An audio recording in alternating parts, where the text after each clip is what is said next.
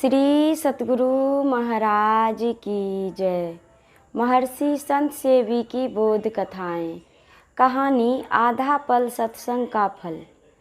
7 प्रकार के स्वर्ग हैं। इन 7 स्वर्गों के सुख को और अपवर्ग यानी मोक्ष के सुख को तराजू के एक पलड़े पर रख दीजिए और दूसरे पलड़े पर एक लव अर्थात एक बार पलक गिरने में जो समय लगता है उतने समय के सत्संग की सुखानुभूति को रख दीजिए, तो इस सत्संग के बराबर स्वर्ग और मोक्ष का सुख नहीं होगा।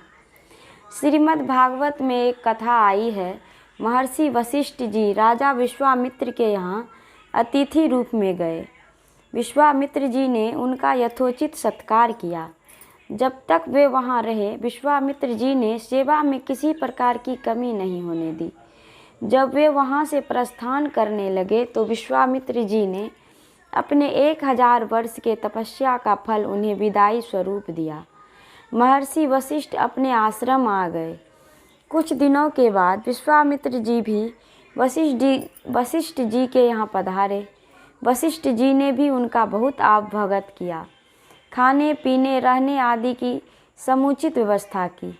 पश्चात जब वे वहाँ से प्रस्थान करने लगे तो वशिष्ठ जी ने उन्हें अपने आधा पल सत्संग का फल विदाई स्वरूप प्रदान किया।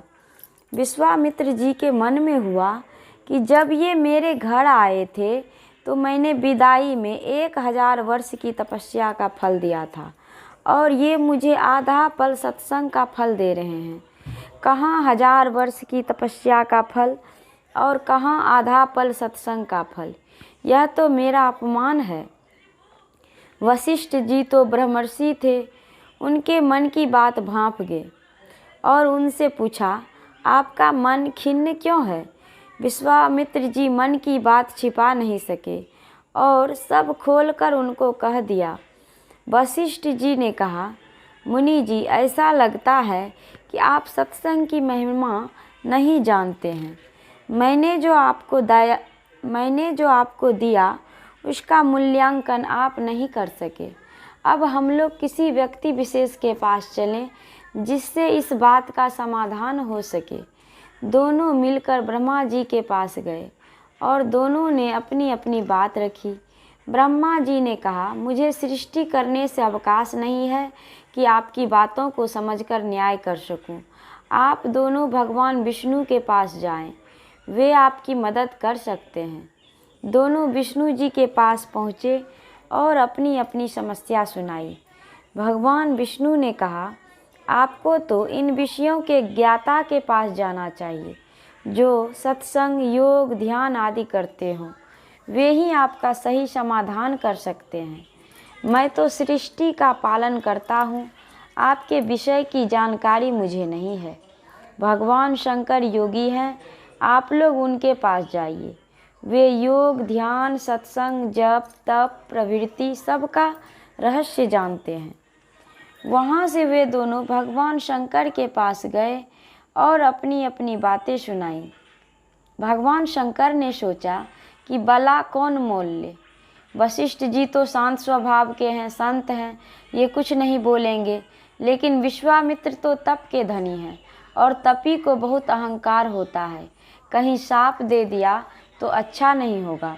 उन्होंने टालते हुए कहा, देखिए, जब से समुद्र मंथन के बाद मैंने विषपान किया है तब से मेरा मस्तिष्क ठीक ठीक काम नहीं करता है।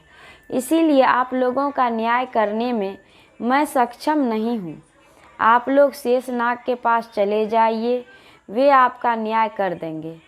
दोनों गए शेषनाग के पास और अपनी अपनी बातें कही। दोनों की बातें सुनकर शेषनाग जी ने कहा, ठीक है, मैं इंसाफ कर दूंगा। लेकिन विश्वामित्र जी, आपने जो 1000 वर्ष तपस्या का फल इनको दिया है, उस फल के बल से थोड़ी देर पृथ्वी को आप धारण कीजिए। मेरे सिर पर पृथ्वी का बोझा है, मैं क्या बताऊंगा।